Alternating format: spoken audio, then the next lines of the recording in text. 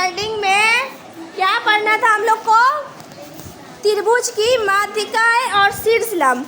आप लोग को मैंने समझाया ये बात कि जब पुल का निर्माण होता है तो अगर हम ऐसे ही लाइन खींच दे जोड़ के दो रेखाओं को तो वो क्या होता है, पुल मजबूत नहीं होता है। लेकिन वैसा वहाँ पर उसको बैलेंस करने के लिए उसमें क्या करते हैं, एक परपेंडिकुलर लाइन सीधी लाइन दे देते हैं तो क्या हो जाता है, वो पुल मजबूत हो जाता है। क्या हो जाता है?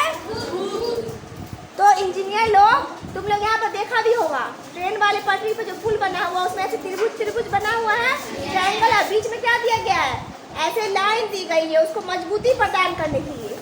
तो हम लोग उसमें समझेंगे माध्यिका और शीर्षलंब।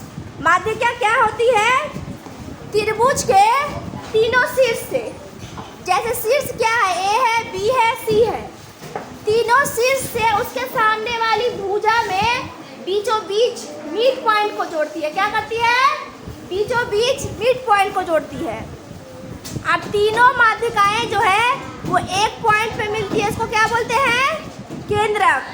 तो माध्यिकाएं कितनी बनी हमारी? कितनी बनी?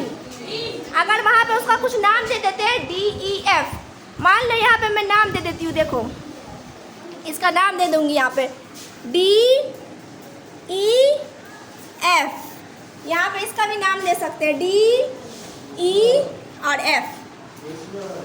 हल्ला नहीं करेगा कोई। मान लो यहाँ पे क्या किया, इसका नाम दे दिए डी ई एफ। तो कितनी माध्यिकाएं बनी? 3। और उधर शीर्षलंब, शीर्षलंब देखो, त्रिभुज के तीनों शीर्ष से सामने वाली भुजा पर परपेंडिकुलर लाइन, परपेंडिकुलर क्या बताएं? लंब। और जब भी लंब की बात करेंगे किसकी बात करेंगे? 90 डिग्री की। किसकी बात करेंगे? 90 डिग्री। तो त्रिभुज के सामने वाले शीर्ष जो है उसे सामने वाली भुजा पर डाला गया लंब, क्या बात करेंगे? डाला गया लंब क्या कहलाता है? शीर्षलंब। शीर्षलंब भी कितना बनेगा? 3। और जहाँ पर वो मिलता है तीनों उसको क्या बोलते हैं? लंब केंद्र। क्या बोलते हैं? और सबसे बड़ा इम्पोर्टेंट बात है, जो त्रिभुज का शीर्षलंब होता है वो त्रिभुज की ऊंचाई बताता है। क्या बताता है? क्या बताता है?